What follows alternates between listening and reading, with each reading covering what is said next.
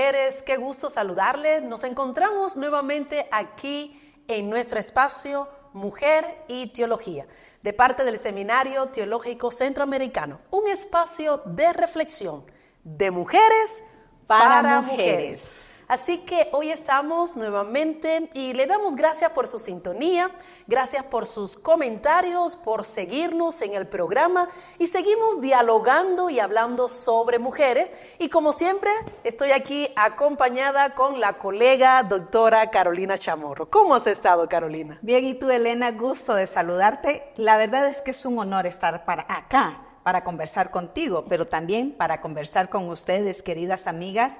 Gracias por su fina sintonía. Yo sé que dirá usted, bueno, ¿y estas qué tanto están haciendo? Déjeme decirle algo. Invite a sus amigas para que usted y nosotras podamos realizar este espacio de reflexión bíblica teológica de mujeres para mujeres.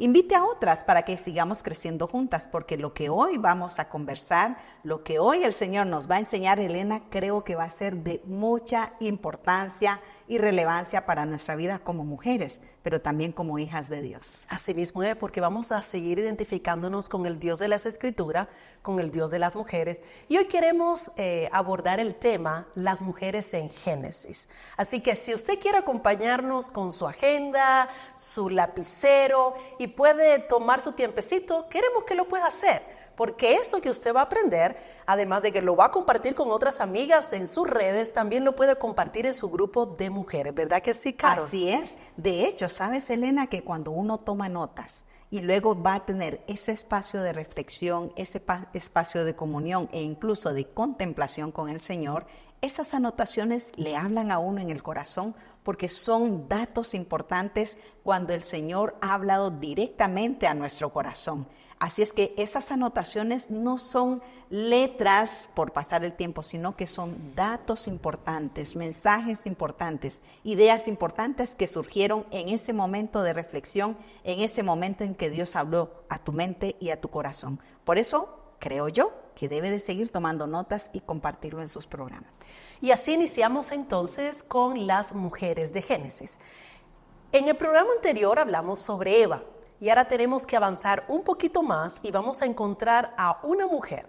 Y lo interesante de esta mujer es que no nos dice su nombre. Y yo la considero, podemos hablar de ella como la primera mujer sin nombre que encontramos en la Biblia. Anónima. Así que es anónima. Pero es interesante porque aunque su nombre no lo tenemos en la Escritura, esta mujer fue clave dentro del plan y proyecto de Dios junto a su familia. Así que si usted puede hojear su Biblia, puede pensar. Le vamos a dar unas pequeñas pistas y usted puede poner en el comentario a qué mujer queremos hablar y no va a ser la única que nos va a acompañar. Vamos a hablar de otras también. Pero esta mujer es una mujer casada, es madre de 3 varones, tiene 3 hermosas nueras y Dios le da la orden a su esposo de un proyecto único, Caro. Algo que nunca antes se había pensado ni imaginado. Pero toda la población, las personas de este entonces en Génesis, nos resalta en el capítulo 6 de Génesis que había mucha maldad. Pero en medio de toda esa maldad tenemos a un hombre y una mujer rectos delante de Dios y que Dios los escoge con un proyecto.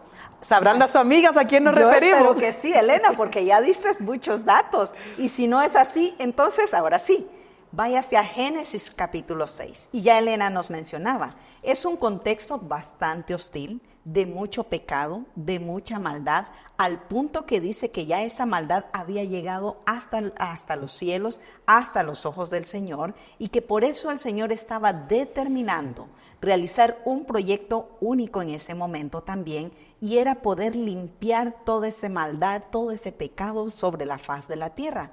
Pero Dios es siempre un Dios justo, y aquí es donde Él puede identificar a este hombre y a esta mujer, pero hablemos lo mejor, a esta familia que ha destinado toda su vida a honrar al Señor. ¿Y por qué digo toda su vida? Porque obviamente, habiendo crecido en un contexto de tanta hostilidad y pecado, esta familia pudo ser encontrada de parte del Señor como esos instrumentos esenciales para poder llevar a cabo su plan en ese momento. Así es que Dios vio su corazón, su obediencia, su determinación a poder pregonar ese mensaje de esperanza en ese momento para que la población que les rodeaba, la comunidad que les rodeaba, pudieran también entender que había esperanza también para ellos. Así es que, Elena, sí o sí es Noé y su familia. Exacto. Sí o sí es Noé, sus hijos, su esposa, su nuera, que están siendo obedientes a la palabra del Señor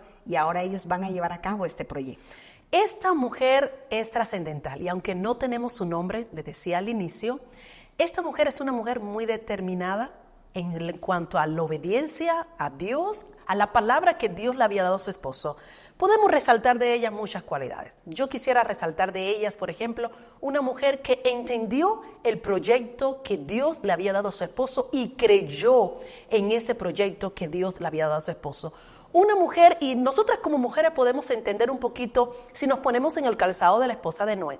¿Puede usted imaginar cuántas otras mujeres de la comunidad le podían hacer alguna referencia de que qué están haciendo? ¿Qué están construyendo? Eso es una locura. ¿Cómo le va a estar haciendo caso a su esposo?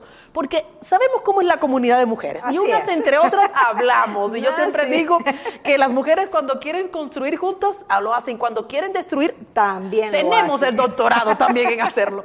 Pero esta mujer, a pesar de las voces que ella pudo haber escuchado, no lo tenemos en las escrituras, pero como mujer podemos entender las voces contrarias a ese proyecto. Ella decidió obedecer a Dios. Y me gustaría, Elena, si me lo permites, Sí. destacar algo muy importante y es su función de madre y de suegra, para poder ser ejemplo y referencia también a aquellas nueras, porque recuerden, ella como esposa está escuchando ese mensaje, ese proyecto que Dios le ha dado a su esposo, pero también tiene que ser referente para esas mujeres jóvenes, esas esposas jóvenes que necesitaban también aprender en esa convivencia familiar de cómo es que se puede llegar a una puesta en común de un proyecto, en este caso de parte del Señor. Entonces, es referente como esposa, pero también es referente de cómo se escucha. Y al interior de la familia, Elena, el sistema de comunicación se ve que es bueno, sí. porque entre padres e hijos, y ahora esposas, se puede llevar a cabo ese proyecto divino. El plan de Dios con la familia, no solamente Noé. Noé y toda su familia fueron salvados.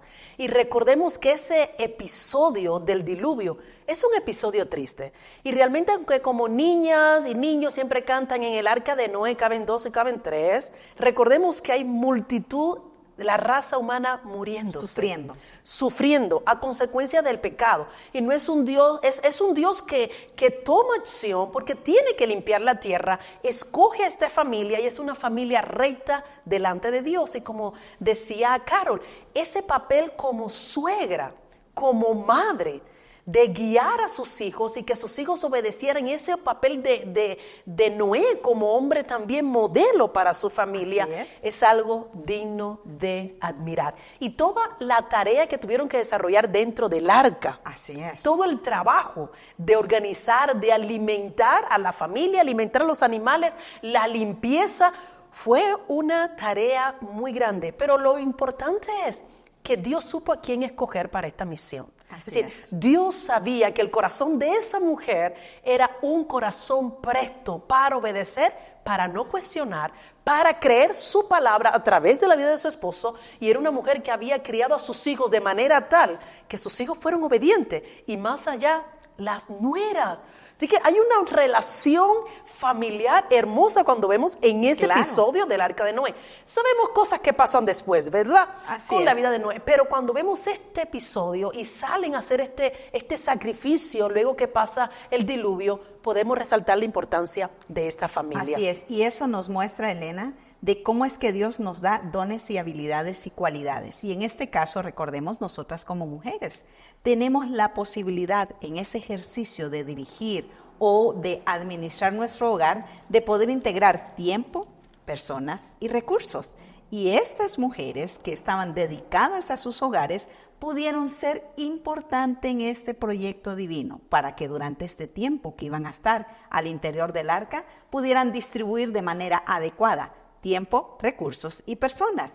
la logística que necesitaron para poder vivir durante esos 40 días con sus noches al interior del arca, sin que les faltara nada y sin que nadie se sintiera de menos, fue porque debieron tener una organización muy, muy necesaria.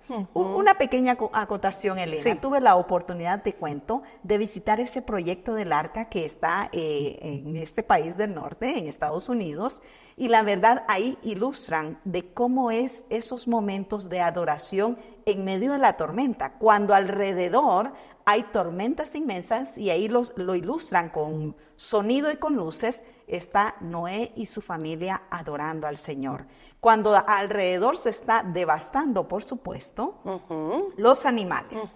Y estas 8 personas están a salvos. Primero, porque escucharon la voz de Dios a través de que Noé recibió ese mensaje. Segundo, porque entendieron que si Dios había llamado a Noé, ese guía y esa cabeza de hogar, entonces ellos también estaban invitados. Terceros, porque entendieron de que Dios no los iba a dejar solos, que en este proyecto Dios los iba a acompañar. Entonces aquí se conjugan esos elementos individuales, personales, pero también en esa comunidad de fe que constituía esta familia, Elena, y yo creo que es muy bonito cuando logramos cultivarlo en familia. Y ahora que decías eso, estoy pensando, Carol, hoy, y quiero teologizar de esta manera, estamos en este mundo y como familia tenemos que ir construyendo nuestra arca espiritual. Así es. Para proteger, porque igualmente hay tornados, hay ideas, hay tantas cosas que atacan a nuestra familia. Así es. Que nosotras como mujer, usted tiene un rol muy importante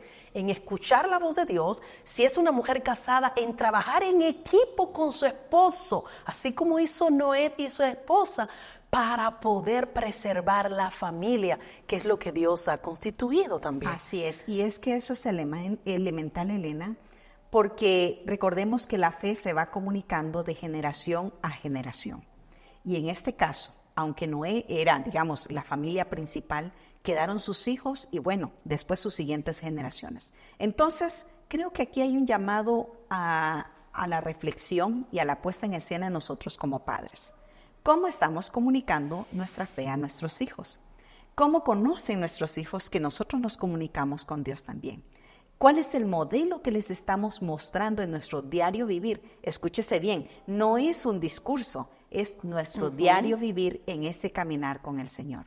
Los hijos de Noé y sus nueras no fue porque él fue persuasivo en su discurso, sino porque probablemente esa puesta en escena, Elena, de vivir constantemente entre ellos como familia, de compartir la comida, de orar juntos, de convivir juntos, era ese recurso en donde estas mujeres y estos hombres de nuevas generaciones estaban convencidos de que Dios efectivamente sí les había hablado y les había invitado a su proyecto. Así mismo es.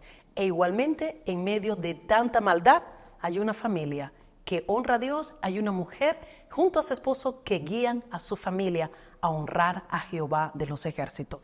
Pero vamos a avanzar un poquito más. Sí. Es hermoso Noé y su familia, ahí podemos ver tantas cosas hermosas de esta familia, pero también tenemos a otro matrimonio, y es en Génesis tenemos a Abraham y Sara.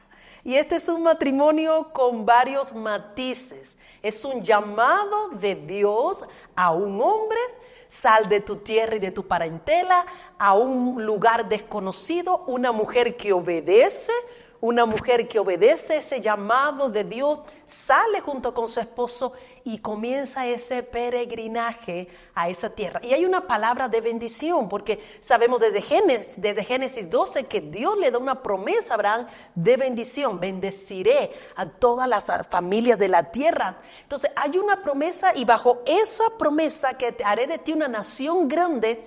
El rol de Sara es importante, porque Abraham, padre de la fe, él solito no podía ser una nación grande. Se hacía necesaria Sara, ¿cierto? Y ahí vemos entonces cómo nosotras las mujeres siempre hemos estado en el plan de Dios, Carol. Siempre Dios ha pensado en ti, mujer. Así es. De hecho, cuando Dios llama a Abraham, son solo él y Sara su mujer. Y esta es una circunstancia muy especial, porque de repente Dios le está dando una promesa: en ti serán benditas todas las naciones de la tierra. y todas las generaciones de la tierra. Pero también haré de ti una gran nación. Una nación grande. Entonces, obviamente, Abraham, al escuchar ese mensaje, esa promesa, obviamente conoce la condición de su mujer, de su esposa Sara. Exacto. Y es que a pesar de los años que tenían casados, no había hijos todavía, Elena. Sí. Y es ahí donde hombres y mujeres, y en este caso Abraham y Sara, son llamados a creerle a Dios. Y a veces deberíamos de preguntarnos, Elena, ¿cuántas veces y de qué maneras, querida amiga, Dios te ha llamado a creerle? ¿Creemos solamente cuando todas las circunstancias suman a nuestro favor? ¿O cuando a pesar de las circunstancias y que eso imposible está ahí, pero Dios dice, cree en mí? Esa es una pregunta introspectiva que yo creo que debemos hacernos. Siempre. Sara y Abraham, Abraham y Sara, ambos debían creerle al Señor, Elena, y nosotros también somos llamados a creer. Somos llamados a hacerlo. Y cuando vemos esta historia, conocemos lo que ocurrió, ¿verdad? Y una vez más, por Sara aprendemos que aunque a veces somos aceleradas en querer adelantarnos a nuestro tiempo, Dios una vez más nos demuestra con el ejemplo de Sara, espera en mi tiempo. Sabemos lo que pasó, porque ahí no solamente tenemos a Sara, tenemos a otra mujer que es Agar, ¿verdad? La esclava. Es la primera vez que vemos que se usa, se alquila o se presta un vientre. Tenemos a esta esclava extranjera que va a tomar lugar con Abraham para engendrar un niño. Así es. ¿Verdad? Y ahí nosotras como mujeres tenemos que decir, igualmente, Sara, Abraham, padre de multitudes, y Sara también, madre, claro, la madre de todas, madre de multitudes. ¿Qué ejemplo podemos aprender de Sara? Porque así como vemos las cosas buenas, las lecciones y los momentos difíciles y los errores también son para aprender. Así y con es. Sara podemos ver que Sara se precipitó al proyecto de Dios. Y no solamente Sara, Abraham también lo hizo. Así es. Y en esa escena hay muchos matices, como le decía al inicio, en esta familia. Número uno, porque se va a llegar a Agar, va a tener un hijo, hay problema en la familia, ya vemos que esa comunicación va a crear crisis. Sale porque no es expulsada primero, huye Agar, y en ese momento Agar tiene un encuentro con Dios. Dios no abandonó a la extranjera, aunque la decisión de Abraham y de Sara no fue la correcta. A la mujer Agar, Dios también estuvo con ella y Dios la hace regresar. Así es. Con su ama le dice, y me gusta esta narración, Carol, porque Dios le hace unas preguntas. Y ahí cuando vemos a Dios volviendo a hacer preguntas, así como lo tenemos en Génesis al inicio, con el hombre. Un diálogo. Ese diálogo, Dios conversó con Agar, Dios conversa con esa mujer y ella le da respuesta en parte, porque cuando le dice ¿a dónde vas? Ella no sabe a dónde vas. Claro, ¿qué haces aquí? Perdida, ella está perdida, está en el desierto, pero obedece, porque le dice regresa con tu ama. Así es. Pero yo creo, Elena, que aún estando en esta etapa en donde es Agar la protagonista, entre comillas, podemos pensar en cómo actúa Dios. Si se dan cuenta, Sara se está precipitando, como ya dijimos. Ella ve que es estéril, no está dando hijos. La promesa es que van a ser padres de muchas generaciones, pero su vientre no ha dado vida. Así es que ella se precipita y ese elemento cultural, bueno, si la esclava es mía, lo que viene de ella es mío. Así como el que cría ganados, yo sé, perdón la comparación, pero lo que quiero es mostrar la analogía. Cuando alguien tiene un animalito y ese animalito tiene hijitos, automáticamente se vuelven parte de su propiedad. En este caso, recordemos que la esclavitud es parte de la propiedad de quien tiene. Y en este caso, Agar. Por eso, al dar un hijo, ese hijo iba a ser dentro de la propiedad de Sara y de Abraham. Dirán usted, ¿es grotesca la imagen? Sí, es grotesca. Sin embargo, lo que yo quiero destacar acá es la bondad de Dios. Dios no acusa, no condena y no castiga a Sara. Tampoco lo hace con Abraham y tampoco lo hace con Agar, sino que restituye a estas tres personas. ¿Por qué? Porque más adelante va a proveer el hijo que ha prometido a Abraham y a Sara. Pero también va a preservar la vida de Ismael, que es el hijo de Agar. Entonces, lo que yo quiero destacar acá es la bondad de Dios. A pesar de nuestros errores, Elena, Dios está allí para restaurarnos, para socorrernos e incluso para perdonarnos. Obviamente, vamos a vivir a veces las consecuencias de nuestros errores, pero lo que quiero destacar una vez más es la bondad de Dios para que sus promesas, Elena, se lleven a cabo, para que sus proyectos se lleven a cabo a pesar de nosotros. Así mismo es. Y en esta historia podemos rescatar, como les decía, aprender de la acción de Sara, aprender también de Agar, en ese que ella le da ese nombre a el Dios que ve. Dios nos sigue viendo, mujer. Dios sigue observando nuestras vidas. Dios sigue esperando por nosotras que seamos mujeres obedientes. Y conocemos el nacimiento, ¿verdad? Y de Abraham, de Isaac, y el nacimiento de Ismael. Y conocemos las consecuencias, que ese es otro aspecto teológico de esa decisión que no era dentro del plan de Dios. Pero aún así, la bondad y la misericordia de Dios los cubre a los 5, porque están estos 3 adultos y hay 2 niños que ellos no tienen culpa. Claro. Entonces, la misericordia de Dios va hasta ellos y se cumple la promesa. Después tenemos a Isaac. Pero es hermoso también cómo esa bendición de Dios se mantiene, porque la promesa, luego tenemos a Isaac con su esposa nuevamente, y podemos compartir también las enseñanzas que nos están dando estas mujeres, este recorrido que podemos dar también con la esposa de Isaac.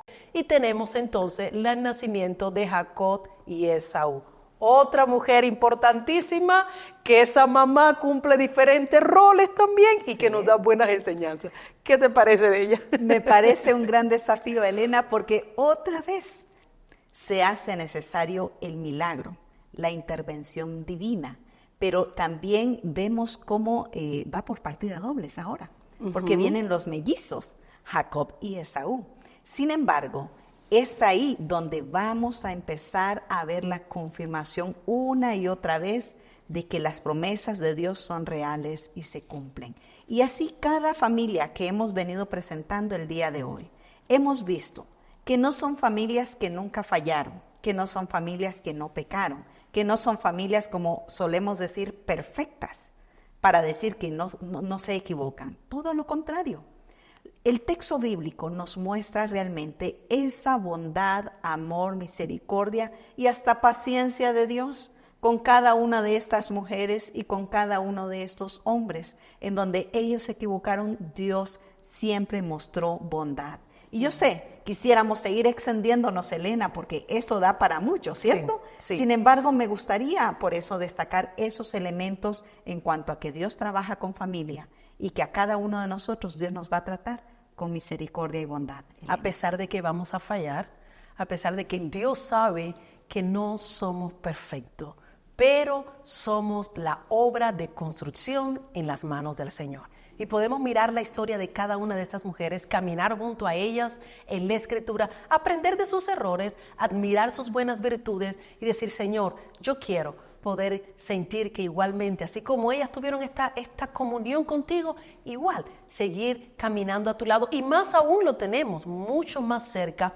porque gracias a Jesucristo el velo se rompió y usted y yo, amiga, tenemos libre acceso a seguir conociendo a ese Dios, el Dios de las mujeres, el Dios que nos consuela, el Dios que está a nuestro lado, el Dios que nos también confronta y el Dios que nos dice, yo soy tu Dios, el Dios de Abraham, pero también el Dios de Sara, el Dios de Eva, el Dios de Rebeca, el Dios de Raquel, el Dios de Carolina y el Dios de Elena. Claro. Ese es nuestro Dios, el Dios de las mujeres. Así es que, mis queridas amigas, estamos agradecidas con el Señor por este programa más. Pero me gustaría que terminemos orando, dándole gracias al Señor, porque sus promesas fueron reales para aquellas mujeres y son reales para nosotras hoy. Elena, ¿me acompañas a orar? Oremos. Ya, Señor, gracias. Gracias te doy porque nos permites adorarte y glorificarte. Gracias por mis hermanas, mis amigas. Gracias por las mujeres que hoy creemos, pero gracias por aquellas que creerán. Gracias por esas promesas, porque sabemos que tú eres un Dios eterno y que cumple sus promesas. Ayúdanos, Señor, en nuestra debilidad. Que cuando nuestra fe desfallezca, Señor, tú nos socorras y nos fortalezcas porque queremos aferrarnos a ti, creer en ti, depender de ti, Señor, y caminar junto a ti. Encomiendo, Señor, mi vida, la vida de Elena y la vida de mis hermanas y mis amigas, Sí. rogando, confiando, Señor, que tú nos fortaleces y nos socorres en los momentos de prueba y debilidad. Confiamos todo esto en el nombre de tu amado Cristo Jesús. Amén y amén. Amén. Gracias, queridas amigas, por haber estado con nosotras en este programa. Esperamos que usted pueda volver a conectarse en nuestra próxima entrega y que por favor comparta con otras para que todas sigamos creciendo en este espacio de reflexión de mujeres para mujeres. Así que gracias, amiga, y nos encontramos nuevamente aquí. Vamos a estar compartiendo y aprendiendo a través del Dios de las Escrituras. Gracias.